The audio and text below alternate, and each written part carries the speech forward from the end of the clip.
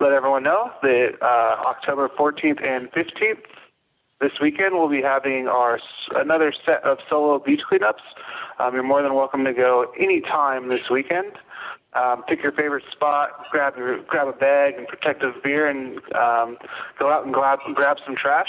And we'll also be taking submissions for another contest for some more cool swag. And this week's contest will be who can pull out the most interesting piece of beach trash. So I will try and also, for the beach cleanups, we have a solo data sheet that we'd like people to fill out. So I'll send this link to somebody who's on the Zoom call. That way they can post it for us. But that just helps us so we can input the data and keep the data set alive during these during the COVID outbreak. Because as long as we can keep people safe while they're out and about, we definitely want to keep our data set alive and well. So this weekend, get out, bring someone from your household and go clean up some trash, and then submit your data cards. And if you pick out a really awesome piece of trash, or maybe you don't think it's that cool, maybe we will. So send it to our our Instagram, and then or our Facebook, or our email. So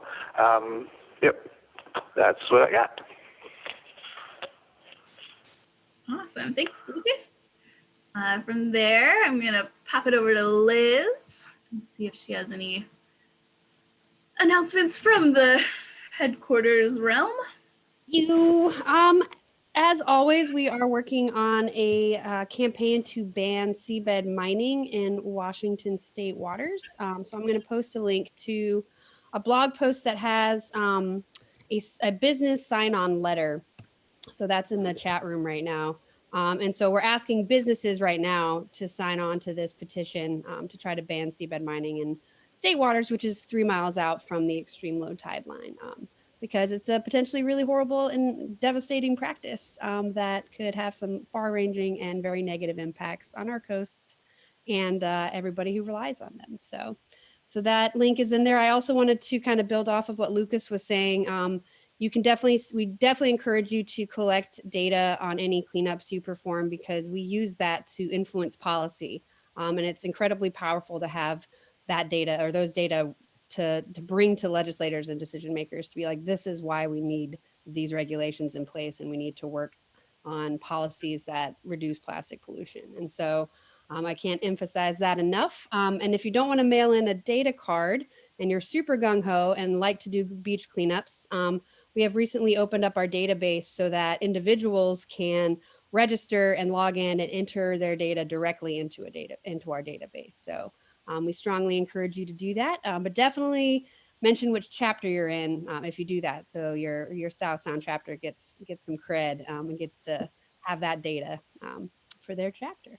Yeah, you will need to set up an account to do so. So I posted a link as well. And so you can click the login/register button, and it should be pretty straightforward from there.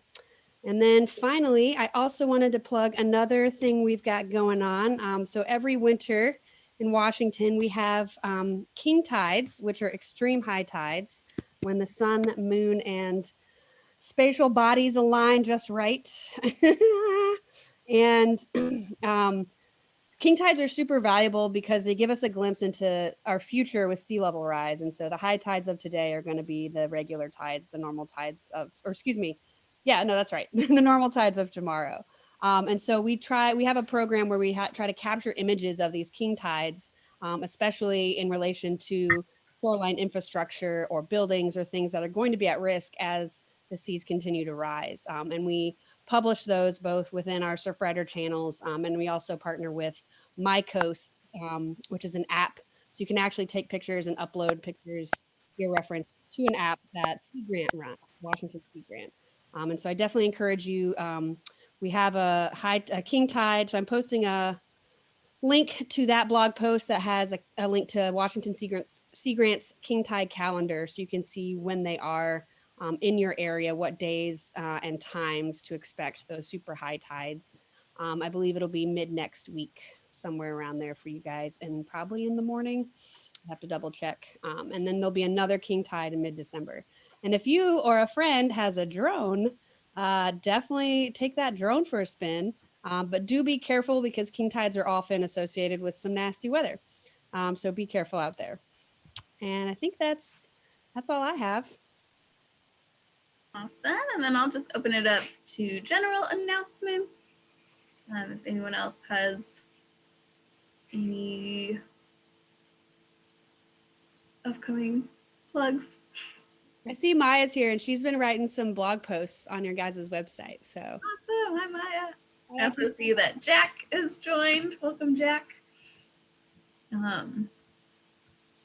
Well, I think my only other thing that I can think of is the December chapter meeting is typically our plastic-free holiday gift exchange.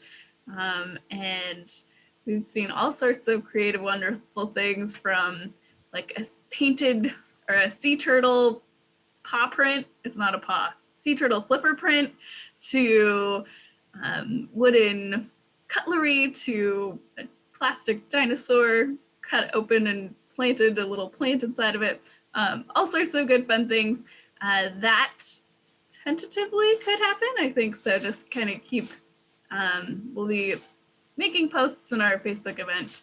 And Lindsay, our lovely newsletter guru, will be sending out an announcement early December to keep you updated with how things are going in that department. So if that can happen, awesome. If not, just consider in your holiday planning how to reduce your single-use plastics in that.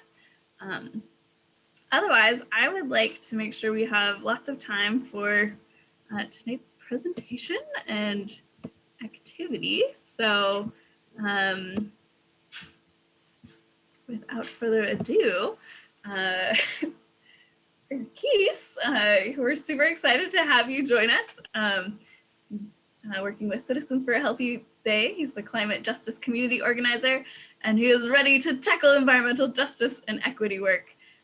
It also sounds like you have a leadership role at the Sunrise Movement Tacoma as a political co-lead. So we are so excited to have you here to tell us a little bit more about what you're up to with CHB and how our chapter can help with the interim regulations at the Tacoma Tideflats. So without further ado, I'm going to turn it over to you.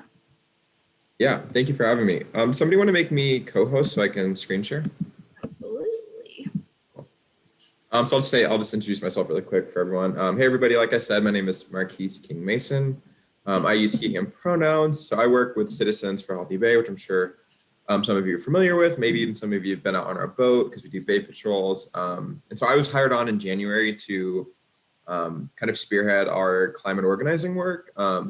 Conventionally, I'll do more of a background on CHB in a second, but conventionally we haven't done a lot of like deep organizing. So it's kind of my job to connect with folks like y'all and to build our network and our movement, recognizing we need kind of all hands on deck to make sure that we have, a robust, low carbon, regenerative society that, doesn't fall, predominantly on the backs of working class folks and poor folks and indigenous folks, right? See a lot of issues around climate and consumption based on our system. So I kind of try to look at the system and also do the work locally to make sure that our city, to a lesser extent our county, we do county work, but it's kind of hard with the current county composition, but luckily that's changing in a couple weeks. So yeah, I'll just start screen sharing and jump right into it. And if people have questions, you can feel free to just jump in and interrupt me. I don't mind that, but I'm also gonna have a section for Q&A at the end. I don't think we'll need the full 40 minutes, although I always say that literally every time, and I always go over time. So, but I made sure today to specifically have like 20 minutes of content, 25 minutes. So we'll see how this goes, fingers crossed. Yeah, so let me screen share and we'll just jump right into it. And I won't be able to see y'all. I will to a smaller extent, but I'm only gonna see one person on screen as I'm screen sharing. So if you have something to say, I totally support you just coming off of mute and just saying it. Because otherwise you might not get my attention. I'll try to check the chat, but it's going to be a little harder as I'm screen sharing. All right, are folks seeing my screen? Cool. All righty, so yeah. So here's a photo of Seabed Sound Terminal. This was taken by 350 Tacoma. I think it's a good photo because it illustrates just how much infrastructure, fossil fuel infrastructure we have in our tide flats, which is quite a bit, especially for a small city. Alrighty, so I just want to give you all a little bit of background on CHB, Citizens for Healthy Bay. So we are a grassroots nonprofit, but we also do a lot. We've conventionally done a lot more technical work to work around really policy and science-based advocacy and making sure that we can distill what is a lot of often complex and in the weeds policy at the sometimes state, but mostly county and local level. And how can we distill that to our membership base and activate and mobilize people? So our mission statement is our goal is, as a Tacoma-based environmental nonprofit, is to engage people to clean up, restore, and protect Commencement Bay. That's our beautiful bay. I'm sure you all know, the one that we look at every day, hopefully, and its surrounding waters and our natural habitat. We work closely with county and local government agencies, members of the community, businesses, yada, yada. And we try to be an unbiased, positive voice for health and welfare of Commencement Bay and South Puget Sound. And so we see unbiased in there, it's kind of a nod to the fact that we're just a C3. We don't engage in, they call it political work, but everything's political. We don't engage in electoral work.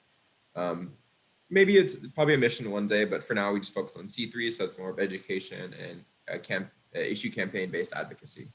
We don't really engage with like ballot initiatives much, or ever to my knowledge, but I would love to do that. I love a good ballot initiative, and we're one of 20 states that actually has ballot initiatives, so might as well use it. But yeah, so that's mostly our work. So our big three programs, basically our only three programs, although we're now doing litigation for the first time. So I guess it could be a fourth program, but it's kind of fledgling.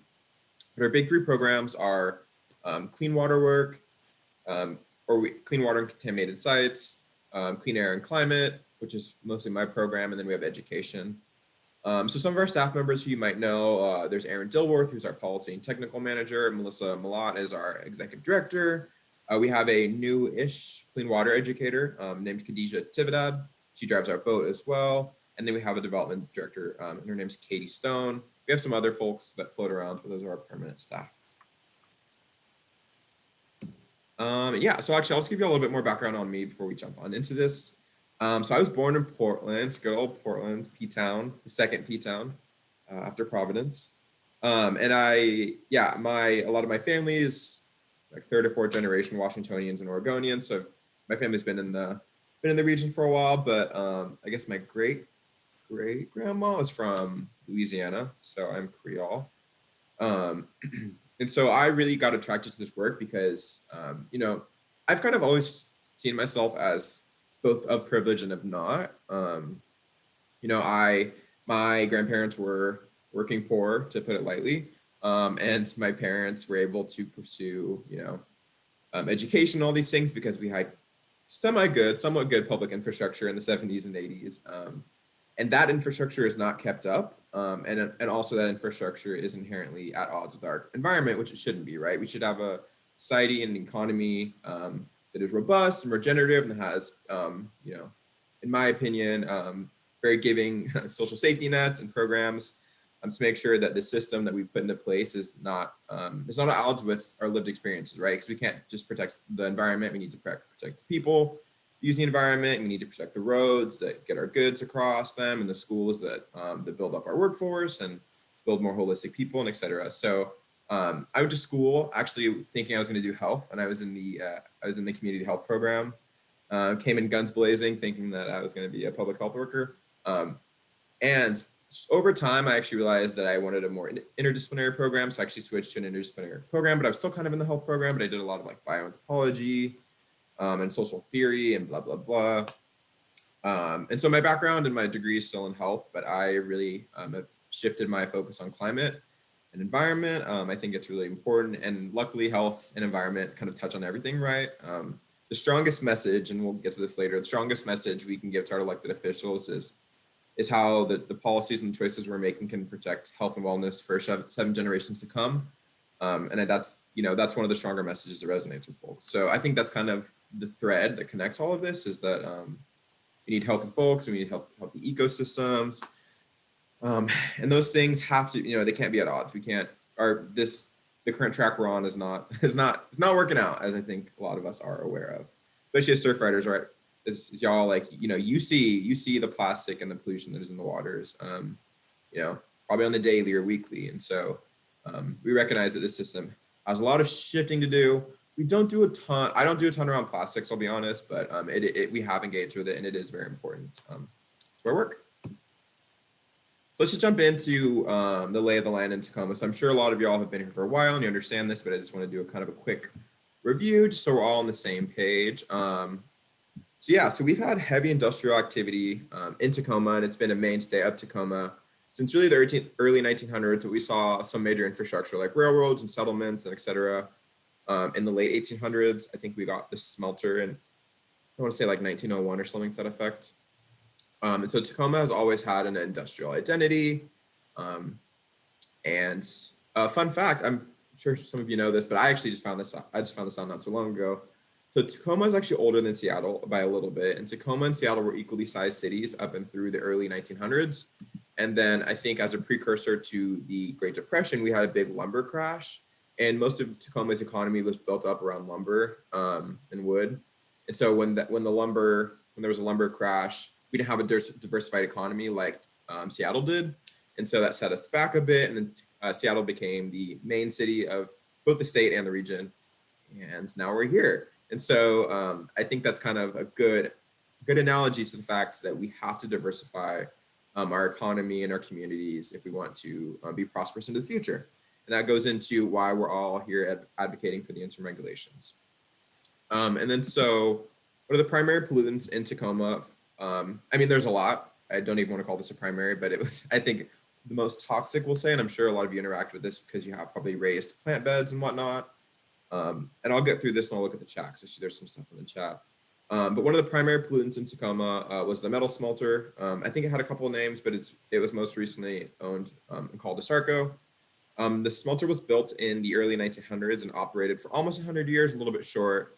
It was decommissioned in the 90s and it was ripped down in 1993. There's actually lots of photos. I think Grit City had some on their Instagram not too long ago of it being ripped down. And so that smelter was putting a lot is I think understatement, a lot of toxins and pollutants into the air, such as lead, arsenic, and mercury, and created what we call a plume. And a plume is basically just the shadow or the area that a toxin reaches. And so a lot of plumes are considered underground. So our plume specifically is basically under the port and under the Tideflats area. We have several plumes that kind of compete with each other, and they're like it's a combination of soil and contaminated water that is not like water that is directly into the waterway, but like bodies of water under the soil basically. And so this infrastructure, specifically ASARCO, has led to us having about a half dozen Superfund sites. I think 3.5 are mostly cleaned up, and then the other 2 are in process, or 2.5 are in process.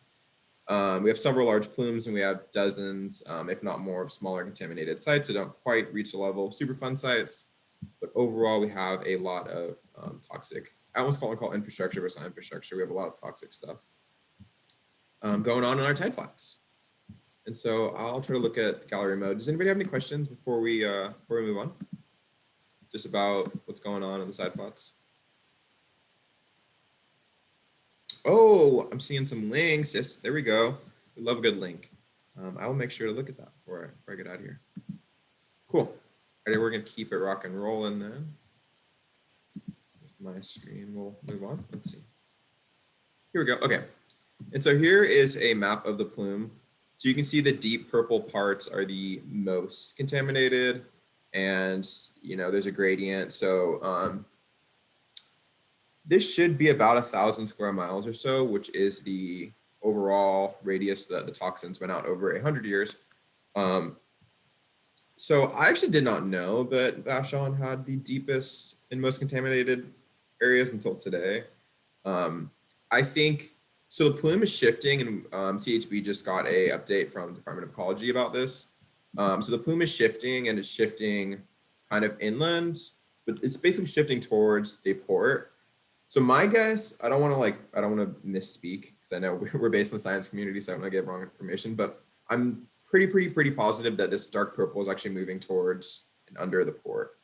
So I don't know if you can see my cursor on screen, but this area should be, oh, whoops. This area should be where I think the plume is moving. It's obviously not moving fast because it's it's a land feature, but it does move. And that does make cleanup of contaminated sites particularly hard. They're already hard. They're actually extremely hard technologically and very expensive. We're in the middle of the accidental cleanup. The Corps and the Department of Ecology, and I want to say the Army Corps of Engineers are going at it now, and they're revising their plan. So we're kind of in the middle of that.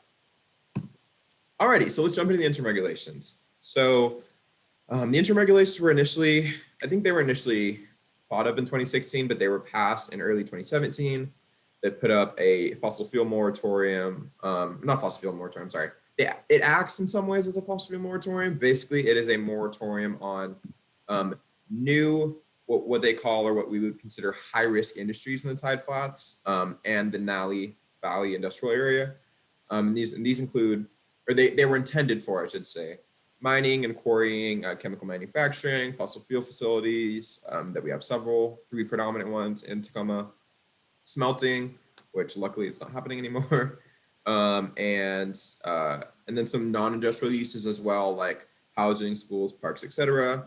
So as you all probably know, there's some of this infrastructure down there. There's boating schools and there's fire departments and whatnot. Obviously, the fire departments have to be there, as well as these high-risk industries. But the current regulations basically allow almost nothing new. Not a lot can set up in the Tideflats or Nally Valley industrial area. And so these were thought of because there was this recognition that, you know, Tacoma is an economic powerhouse of the region, and you know there's a lot more going on per se in Seattle, but we have a deeper port. We have much more come through our port over here. I think we provide like 70% of the goods that go to Alaska or something to that effect. And so we recognize that we are a growing, changing, diverse region, and that we have to like map out a strong positive vision for what that looks like. And so the interim regulations were kind of a precursor or coming to fruition around the time that we were getting the Subarea Plan, which I'm sure you all are familiar with as well. The Subarea Plan was a several year plan to basically map out how we're going to use the Tideflats.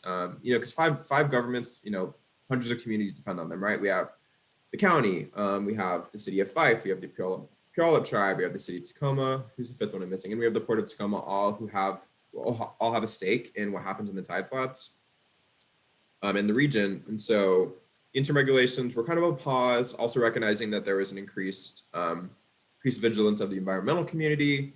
You know, Tacoma had a methanol plant back to back with an LNG plant. Luckily, the methanol plant obviously didn't happen. The LNG plant did, right? It happened very quickly, kind of, you know, under the cover of night. And so, yeah, so these regulations are good and they help establish a baseline, which kind of means like, you know, if we have a baseline, it means this is where we're at and nothing above that. So we have a good starting point. And unfortunately, these interim regulations are not operating like the baseline that they need to. That is because there is a big loophole. I wish I had like a megaphone, the megaphone app. I actually do. I could probably re-download it so I could do that. But yeah, news alert, we have a big loophole, and that is our Tideflats is still getting increased fossil fuel infrastructure. And so the big loophole is that the current regulations do not regulate existing facilities. And so, you know, say Seaport Sound or US Oil or which Seaport Sound's called Targa now. They have infrastructure and they're able to expand their infrastructure to the limit of their permits. The city of Tacoma mostly doesn't give most of their permits. Some permits they do, but like the Puget Sound Clean Air Agency, which is a regional break off of the Department of Ecology, they give their permits around emissions and stuff like that. And so basically what's happened is these facilities have huge permits. Seaport Sound, for instance, could expand their operations, I want to say like 2,000%, or maybe, no, sorry, 1,000%, when they got their last set of permits in 2016. So they have the room to expand. And, you know, we recognize that there's jobs down there, there's livelihoods that depend on this, but we need to be building infrastructure that is not locking us into, you know, this model of workers who do not have enough protections, being stuck at these facilities that are, increasingly going to be phased out. And so our vision, and we'll get to this a little bit more of the talking points, is that like we need to be making investments now and limiting the expansions now so that we are not locking ourselves into more high risk polluting industries that are going to be phased out in 5 to 10 years, right? Like, we have 100% clean energy on the books as state law. The Puget Sound Clean Air Agency and the state legislature are both looking at clean fuel standards, right? We have all these things that are coming, but you wouldn't tell, you can't really tell that with what's going on right now, right? And so the two biggest companies we have down in the port, fossil fuel industry we have in the port are U.S. Oil and Seaport Sound, which was formerly Targa. And they are continuing to expand and putting more fossil fuels through our community year by year. And they're showing no signs of slowing. And actually, we've since seen 2 more permits from Seaport Sound in the last 4 months, which I'll get to in a little bit.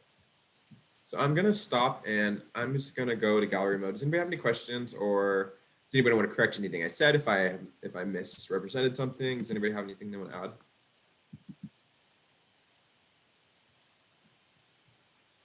Are we good?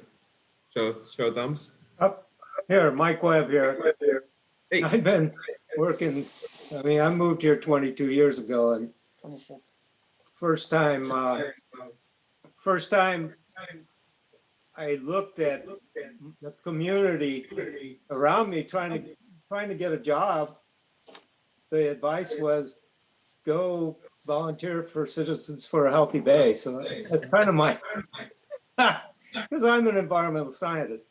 And so I've been hanging around this for a long time. And that's when they were really primarily overseeing all the citizen oversight for the Superfund sites. Yeah. And there was every 10 years, they do a fish study where they catch a bunch of fish and see biologically what's going on. You can measure chemicals, but the biology tells you what's actually happening. Yeah. Okay, so 20 years ago, they had a huge number of flounder with cancers. They probably have 3-eyed flounder. I don't know. Yeah. That plume from the, what you saw on the map, the kind of arsenic and lead and all the heavy metals and the typical organic contaminants that come from industry is all in the bottom of the bay where the flounders hang out. Well, yes. 10 years later, they did it again and it didn't improve. So, we've had ceremonies and great things. The sound is getting clean. They dredge some of the waterways and you'd think it'd get cleaner, but the fish still have cancer. So that's my input. We got problems that will be a long time. It'd be great if we could put the brakes on any more getting worse. That's my theme. Okay, yeah. Carry on. Thank you. Yeah, actually, that's such a good point. So I'm sure a number of you know this, but from that plume, the majority, basically all of, obviously there's things in the air, but the vast majority of that plume has settled into the soil. And I don't know if I touched on that enough, but a lot of bottom feeders and crustaceans and things like that, which are also first foods for the vast majority of the local indigenous communities, they are most impacted by that. So we interact with it in the soil, right? Which if you're gardening, certain communities you're not supposed to do that. Certain communities have raised beds, but for the marine ecology, it is just in the soil. And so when we have dredging, which we're potentially going to have dredging in the Hylobos soon, that will stir up a lot of the particulates and contaminants in the sediment. And then they're already there for bottom feeders and things like crustaceans and which are first foods. As you all know, I'm sure there's a lot of don't fish advisories all over the bay. And that's because it is so highly contaminated. And every time we dredge up the dirt, there's containment measures, but there's still going to be some kind of disturbing of those plumes, or at least the soil. Alrighty, so yeah, just to give you all context, so since 2016, when the interim regulations were thought of and then passed, so subsequently after, we've seen a 67% increase in the bulk, in the crude oil, sorry, the oil exports from US Oil and Seaport Sound. And so interim regulations really aren't doing anything for them. And I mean, aren't they? I mean, not really. I mean, they aren't at all doing anything for those big industries. And so that's why we need strengthened interim regulations. That's why I'm here. That's why y'all are here, because we have to fight for them. Let's see what I have next here. So I'll just give a quick background on what's going on, and then we'll jump right into letter writing. I don't know what folks' plans are for letter writing, so I'm just going to take you through the toolkits and the talking points, and then I think you can do that on your own time. If you want to take notes now, I totally support that. There's also a lot of material in the toolkits, and I will share the slides with you so you can just, if you want to copy and paste, do your thing, boo-boo, I don't mind. But yeah, so. I'm going to say we are recording tonight's meeting, so we will have you can review it completely by watching the video again. So. Perfect. There we go.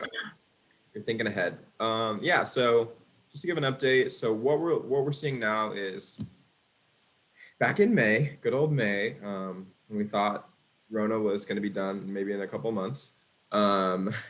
In May, the Subarea Steering Committee, which is made up of a bunch of elected officials like the county executive and the mayor of Fife and Puyallup Tribal Council members and some city councilors, yada, yada. They were all meeting to discuss what the future of the Tideflats was going to look like. The city of Tacoma was in the middle, or the late middle of going through another interim regulations renewal process because the regulations have to get renewed every 6 months, which is so fun for us activists. I have to do this every 6 months, but really it's like every 3 months because we have to get ready for the other 6 months. So the mayor was like, yo, everyone, yo, all of my sub-area steering people, we cannot keep doing this again. Like my city is tired, my council members are tired, we're all tired. We need to figure this out and we need to do it fast. If it's not gonna happen with the sub-area plan, then I'm gonna have to do what's in my full legal authority to do and to regulate the Tideflats area, which the city of Tacoma has basically, you know, it has the most authority over. I wouldn't say complete, but the most authority over. Obviously the port has some stuff and the tribe, etc. And so the sub-area steering committee was like, oh no, wait, actually we're taking this seriously. We want to do this, haha, let's do this. So we were going to see an amendment to send these to planning commission to look at permanent regulations, and legally it would be hard for the city to just codify into law that there is like a hierarchy, because basically the interim regulations are a monopoly, right? They benefit the existing facilities. Nothing new can come in.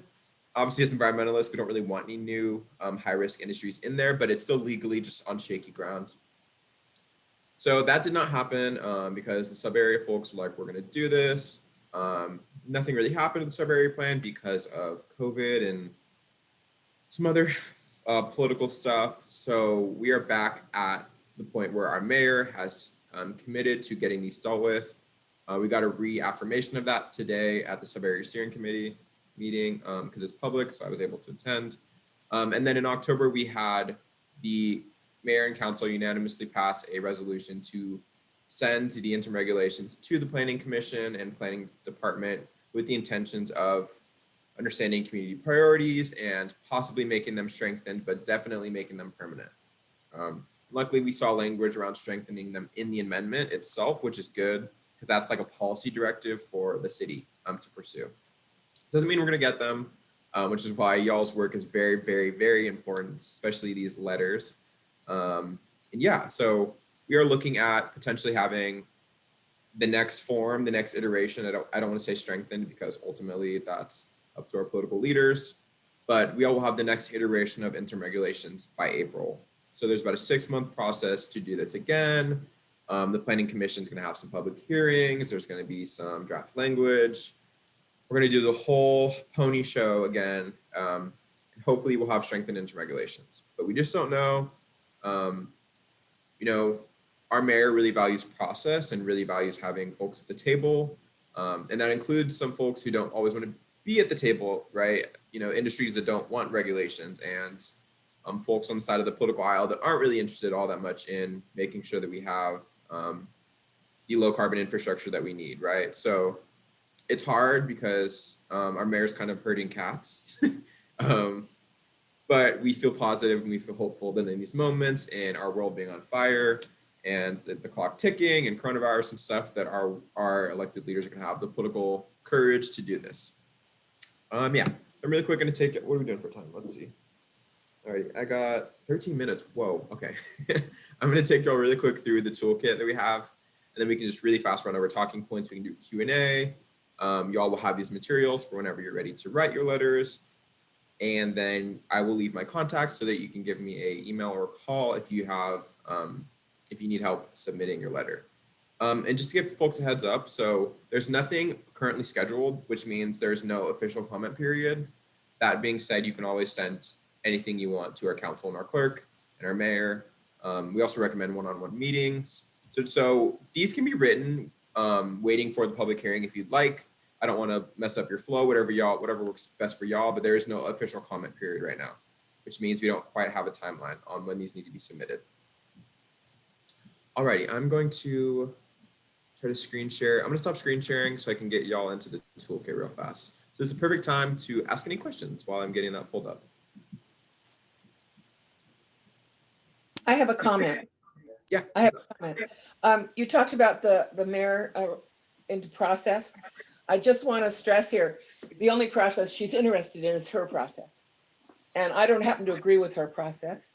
The planning commission is appointed by the city council. So they're just in the back pockets of the city council. So it's all a fraud as far as I'm concerned. You know, you're right. It's a pony show after pony show after pony show. So some things that are going on out in other worlds out beyond us are something called citizens assemblies. And that's what we need. I feel that's where we need to put our efforts. We need to change the process. We need to change who's involved. And there's a great example in the United Kingdom right now that came my way of, you know, it was 100 people plus, just regular people off the street, although they were carefully screened to make sure they had a diversity. But these are people off the street, no politicians involved in this. And they came up with the 2050 climate crisis plan for the United Kingdom. They came up with it all by themselves, without their mayor saying process, without the planning commission, without anybody, just you guys types. And so personally, that's where I think we need to put our efforts. But the other thing that you kind of got onto, Marquis, about these plans is my right now I've been looking at with another group of people, the Sustainability 2030 plan, Tacoma's. There's not one piece of information in that plan. There's not one fact. There's not one single benchmark. They haven't told us what they gained in the 2010 plan or the 2020 plan. And now we're going into the 2030 plan with just a lot of, it's kind of a plan to make a plan. But there's nothing in it. You know, they've talked about a pilot program for electric bikes, as if it's going to take 10 years to do that. They don't talk about, well, the pilot program will be up in 2022, and then we're going to implement the results. And by 2030, we'll have this great plan. It'll all be in place. We'll have bike paths. And no, it's just, we're going to have a pilot program for electric bikes during this 10-month period. So the whole plan is like that. And I just feel like, Marquis, and you're just probably experiencing this, that you already said it, it's just yada, yada, yada. Yeah, I mean, so that's my piece. I'm very cynical about it, but I also think we have to participate. We have to participate in it until we can change it. But in the process of participating, I advise you to always end with, wouldn't it be great if, if we did something. Phrase. There is a citizen assembly forming in Seattle, evidently, over the, I don't know what it's over, but something to do with climate. And anyway, so just, we can also speak about, your toolkit's great, but we can also ask for benchmarks, we can ask for facts, and we can ask for a change in the process. Absolutely, and that actually reminded me, I will drop in here. So the city is going through their climate justice action plan. And this time, I know, right? This time they actually have a group of basically not even, I don't even want to call them grassroots leaders, because a lot of these folks are literally just folks in the community who are comprised, and I think they're all folks of color. Yes, I'm like part of this process, and I don't even remember. They're all folks of color who are there to hold the city accountable So I don't want to give the city any commandments that they don't need. I try to recognize the good work and the bad work, and unfortunately the good work is just not there. So I don't want to speak to that, but that they are going through a climate justice action plan process. And so I will drop the link in here when I have a second. There's a survey about that, and it's not going to the city, it's going to these environmental justice leaders who are then drafting an entire section of the climate justice action plan that is, in my hopes, going to be as blunt and forthright as possible. And we were trying to create that culture as part of the process. So I'll drop that in here. Don't let me forget, y'all. I'm just gonna really quick run through the toolkit, and then we'll go to the talking points. See, I always say that I'm gonna be early. Never happens. Never ever happens. But at least I'm self-aware, right? Okay. So can y'all see the toolkit? Yeah. Cool. I'm gonna try to full screen this. Is it bigger now? A little bit. Cool. Okay. So here's our toolkit. We have a quick little intro, just grounding y'all in what this is. It contains a section on the renewal process and city council and like the offices and the context, yada, yada, yada. We have the introduction video that 350 Tacoma was very gracious to put together. I think maybe a year and a half ago, 2 years ago, about, it's both about the interim regulations and the Tideflats and the Subarea Plan, all in a nice little bow. We have a one-pager about our coalition. Aaron from CHB did a fossil fuel study about what's going on in the Tideflats, and I don't know if everyone's read it, but it's not good, to put it lightly. Like mentioned, we've seen a 67% increase in oil exports since 2016. So those interim regulations, they're not working that well, huh? We have some talking points, which are what I'm going to share with y'all in a minute. We have a testimonial worksheet that was put together by Earth Ministry, which is a faith-based group that does advocacy around engaging faith leaders and the faith community around climate justice, which is pretty cool, pretty progressive. Then we have some additional resources at the end. I will save time so we don't have to go through the whole thing. But you can see it is quite robust, and we will not be offended if you copy and paste some language. There's no plagiarism here because this is a resource. So feel free to use whatever of this makes the most sense for your testimony. And I'm just going to go over our talking points, going back to the screen share. I know I'm moving really fast, folks. Apologies. Love to have a phone call with anybody if they need it, but I'm just going to keep moving along here. All right, so we're back on this. Cool. Let's present. So our big talking points are divided into, we have 5 categories, but I realized today one is basically the same thing twice. So this is just 4 that you're going to see on the right-hand side here. So our big ones are the fossil fuel, sorry, moving my cursor. The fossil fuel industry is targeting Tacoma at the cost of our health and safety. So Tacoma, unfortunately, has a reputation of not being clean. That's not just the Tideflats. Obviously, some of that is loaded with racism and all these things, and classism. So I don't want to lend credence to that talking point.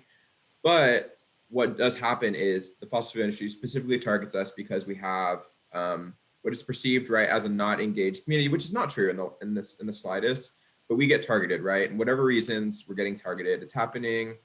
It's partially because we have a deep water port. It's partially because we already have a lot of infrastructure. It's partially because we don't have a lot of regulations like Seattle does. And so we are being targeted. Our second point, so we always want to reaffirm that, right? So our second point is to protect the health and safety of Tacoma. The interim regulations must be extended and expanded to prohibit expansions and conversions of existing facilities. So I'm sure you all know this, right? Whether it's a new facility or the same exact infrastructure goes to a facility that's already existing, the outcome is the same, right? The outcome is that we get increased oil by rail. We get increased emissions from the things that need to transport those. We don't have a ton of burning in the city, but that's obviously always a concern, or burning, refining, etc. Looks like Marty entered the waiting room, folks. I don't know what happened, but I'm just flagging that for others on the other side of this. I think the third one is the need for we need interim regulations that protect our health and safety, and that's clearer than ever. Right, we're in a global climate crisis. We are in a global pandemic. Wages have been stagnant for 40 years. We have 40 million Americans that don't have health insurance, right? We have a lot going on. And now is not the time for expanding dirty industries, nor was it ever, but especially now. And that's clear, right? We know the path ahead of us is low carbon, regenerative, people-centered societies and economies. We have the technology, right? We're not being gaslit anymore. We know what's in front of us. So reaffirming that, I think, is really powerful in my opinion, of like, let's cut the crap. When we delay these investments in these transitions, it only is going to hurt workers and the most impacted and disadvantaged, and like that can't stand. And then our fourth point is recovery from COVID-19 and the climate crisis must be forward-thinking and just. The interim regulations, Subarea Plan, all of that are critical tools in our toolbox that can get us closer and closer to a clean and equitable economy. And, you know, we've seen this mirrored with Joe Biden's climate plan. I don't want to speak to the Biden campaign. It is what it is. We don't have an autocrat potentially anymore. But the framework of building back better, I think, is kind of important, especially in this of like, we do not have to replicate these systems that got us into this mess. In fact, we can use this new opportunity, the new willpower of the people to like really rework our systems to do the things we already know we need to do. And so, you know, using our COVID recovery and our climate crisis recovery together, I think is important and it's strong. And so that's something that we'd love to have folks touch on in their letter.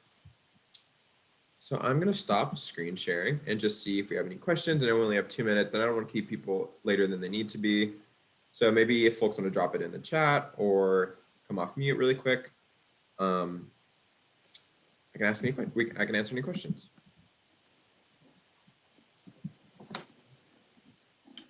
Marquis, thanks so much you're such a wealth of knowledge, and it's, I think, really good and inspiring to have all this information as we go into writing these letters. I'm curious, is it worth, like, because there's kind of like the interim regulations and there's the sub-area plan. So is it almost like, you know, here's the future we hope for, and here's like a request for right now? Like, how are you dividing that in, or should we have that separated in our brain? Yeah. Or are we writing one letter, 2 letters? Yeah, no, I think that's a good point. So there is going to be engagement around the sub-area plan that's tentatively starting in December. No, I'm wrong. January or February. So there's a formal kickoff happening, I think January 20 something, for the sub-area plan.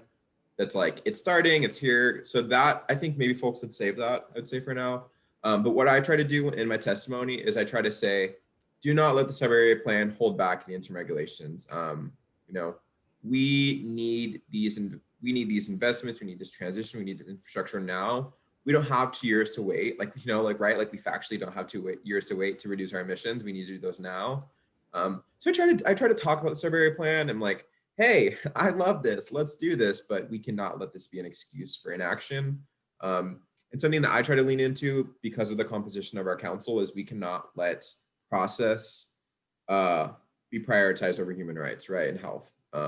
Process is great, right? We want a functional, strong democracy, but we can't let folks fall by the wayside just because we want to bring 5 governments to the table to play nice, right? So that's how I kind of reconcile the two. Yeah, thank you for asking. And so I see the question in here, why is fossil fuel industry targeting specifically Tacoma? I'd say there's a couple things. Number one, we have a, you know, we are one of the poorer Western Washington counties. We are very diverse. As you all know, the fossil fuel industry loves targeting diverse areas. You know, I'm sure there's a couple of reasons, right? The socioeconomic status is probably one.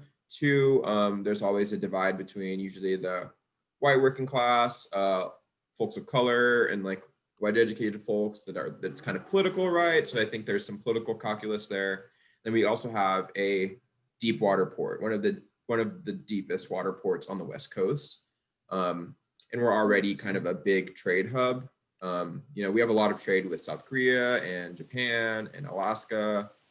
And so it's kind of, I think, just a perfect storm of why we're targeted. But thank you for asking. Well, I asked that question and now I want to do a follow-up, Marty here. Yeah. I'm curious about if we were to go off of fossil fuels and work to go off of them, do we know anything about the markets that might be available for if we went into the manufacturing of equipment for alternative energy. Would there be a market for those pieces of like solar panels and what have you?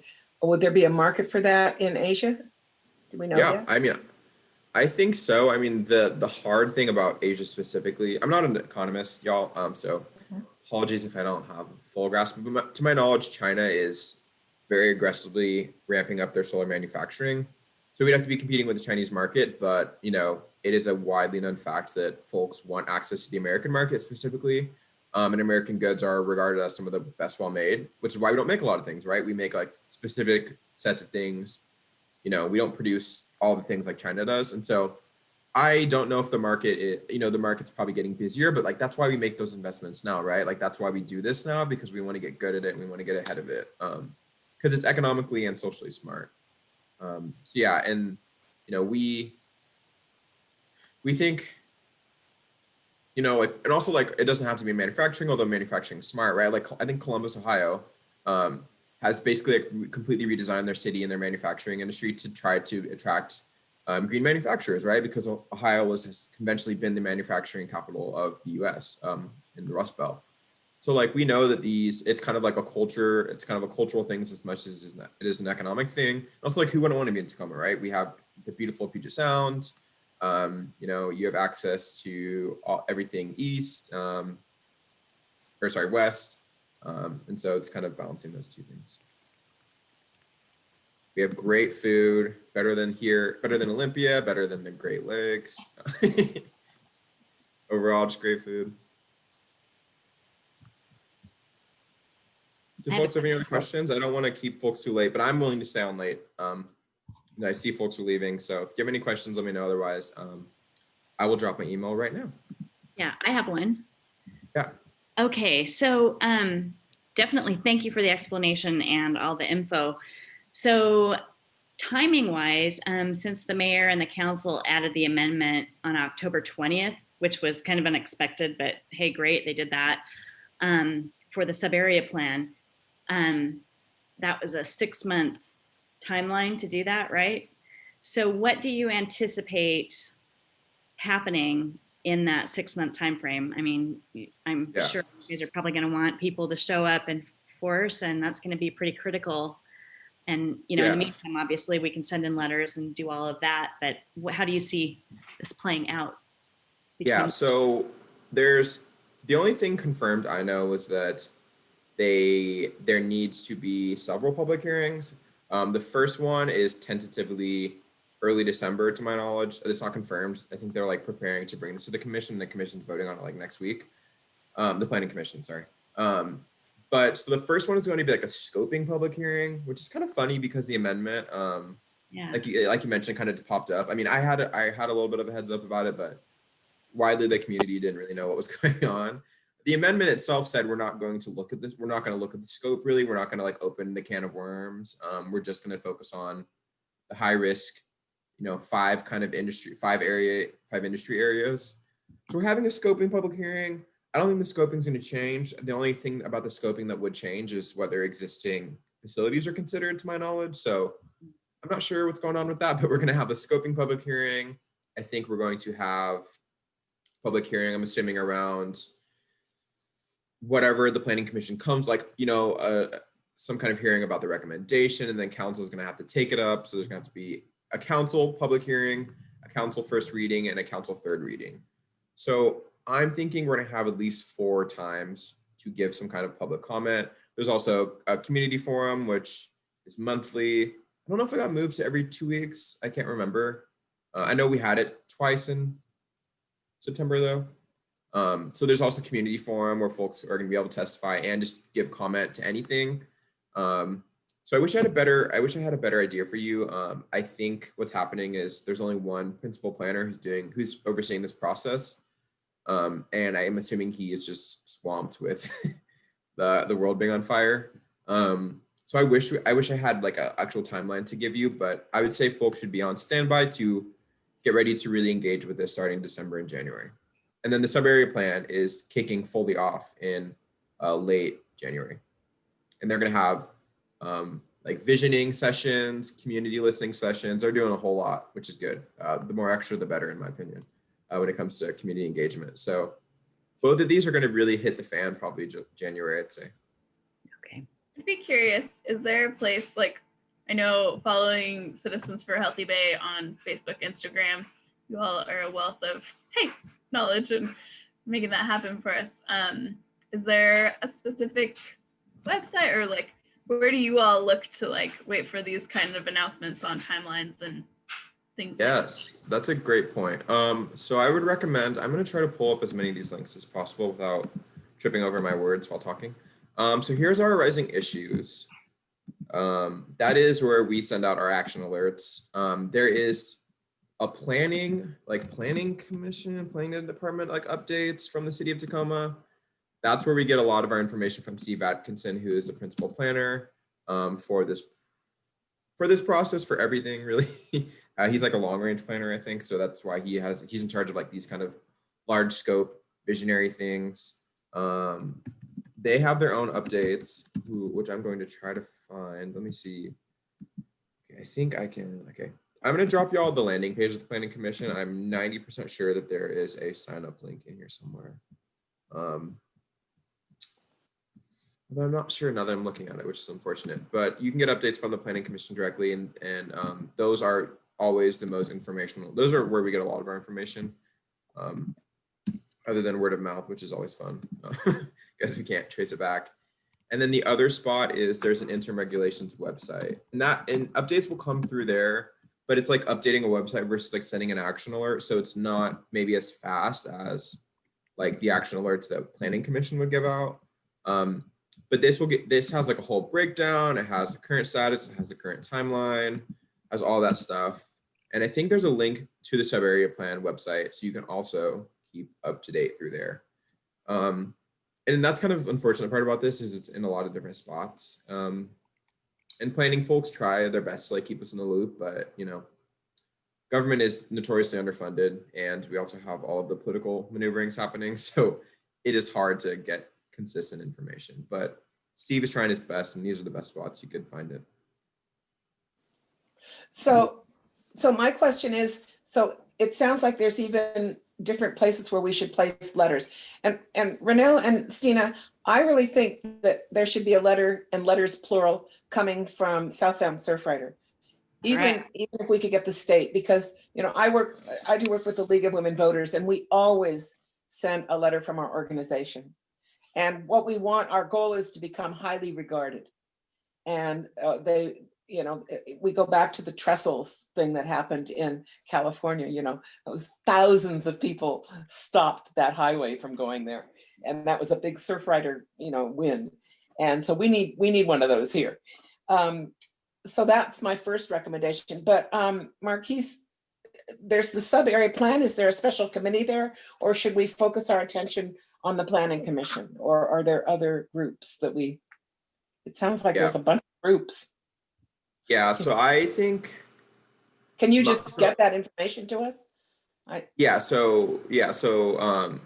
think so.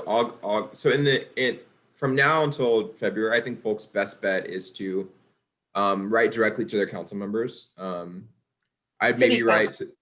Your city council members. So I'd write to your council member, and then I'd also write to the mayor and the at-large members. Maybe do them separate. I don't know. Whatever feels right to you. I'd write to them directly, be like, yo. This is what we want. This is what I want. Do the thing. That's always helpful, right? And then we're gonna have these public engagement processes where I would say folks can take that same letter, maybe just edit it a little bit, or you don't have to bother. Send that for the public comments, which we will know when we have dates. And I'm going to update the toolkit. So if you want to check back on the toolkit every couple of weeks, and sign up for our rising issues, that's going to be the best spot to hear those updates. Because I give updates when we have, like, as soon as we have any information about a date or something, I put those out there.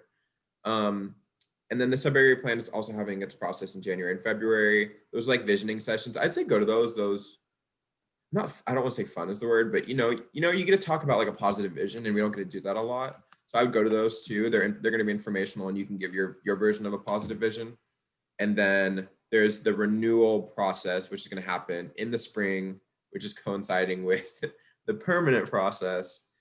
and that renewal process will have its own public hearing. So we're going to have like the whole Tideflats is going to have like, I don't know, nine public hearings, probably sometime between now and like spring. So it's hard for me to tell you which is best to engage with. But for interim regulations, I would just talk to your council member and then go to the public hearings. If you can't testify, great. If you can't, you can always drop off your letters or your testimony, whatever you want to do, to the city clerk. Yeah, Marty, I definitely agree with the importance of a letter from South Sound Surfrider. We had chatted about this. I know Stina's already submitted something. We should definitely submit something again that's more specific to the amendment that happened on October 20th.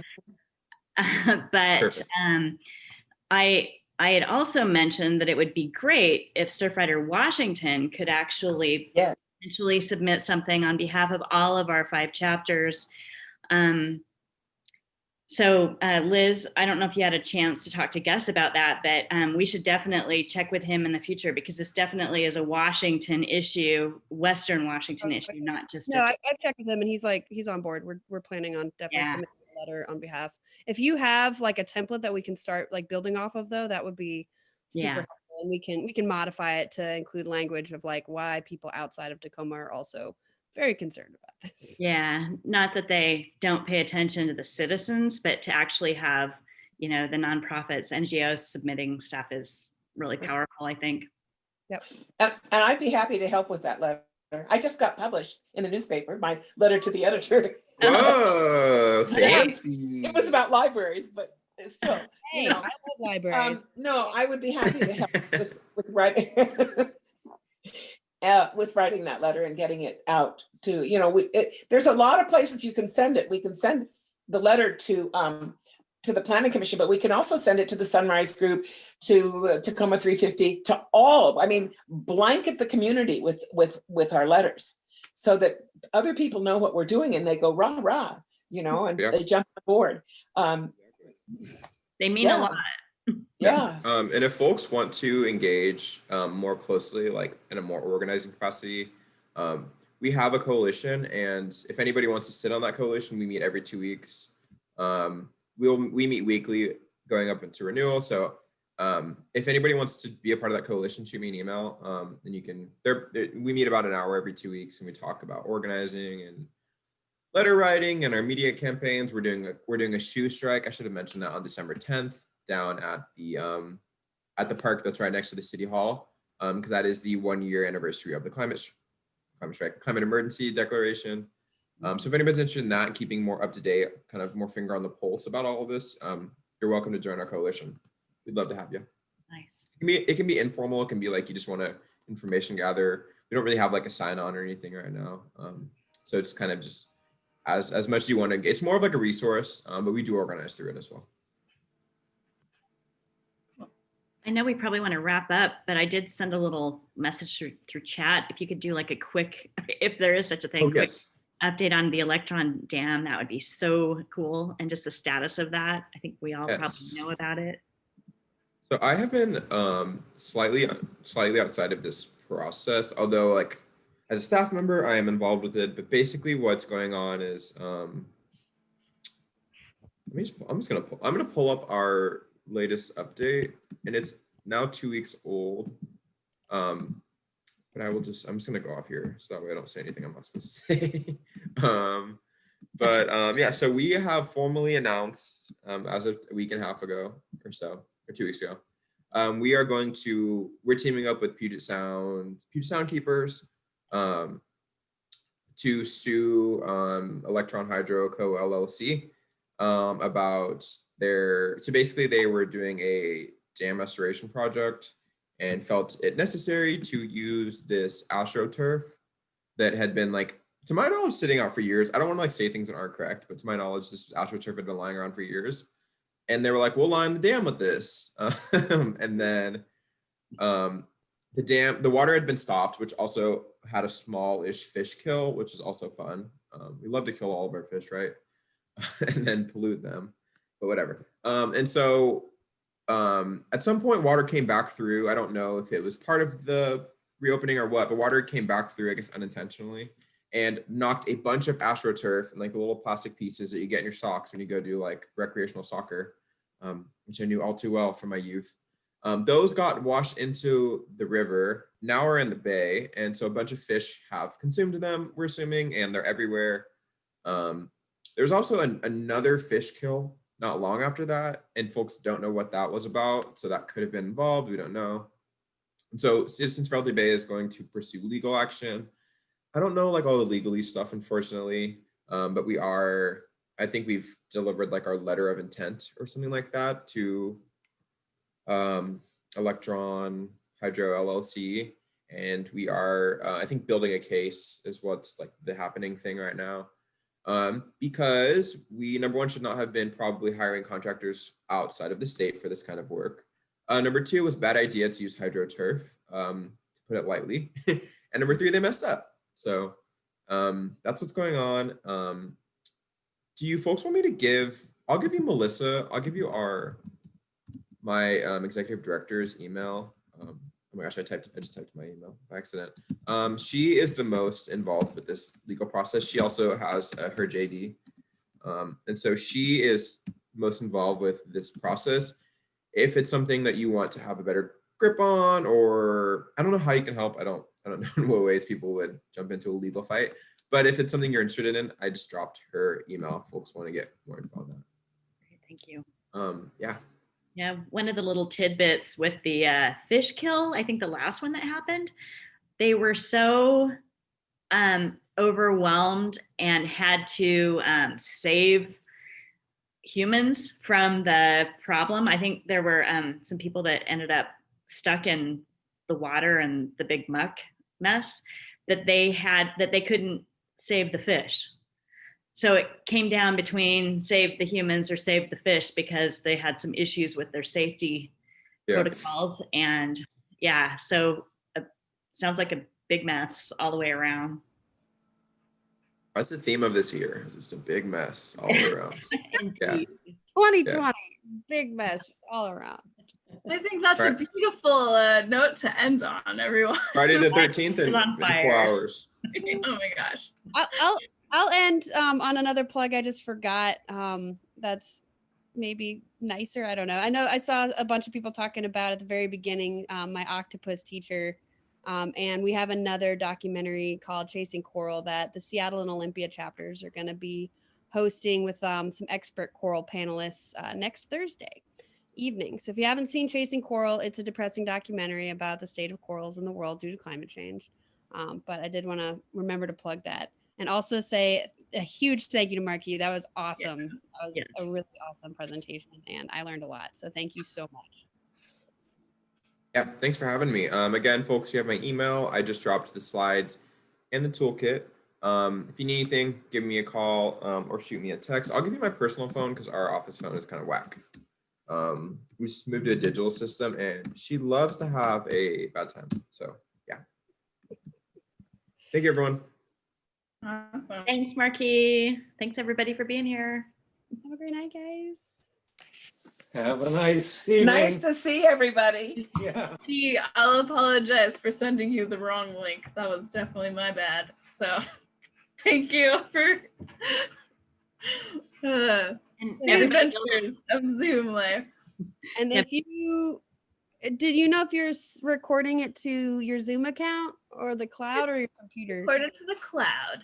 Okay, sweet. Then I can just hack into your Zoom and upload that to the YouTubes and share it with you.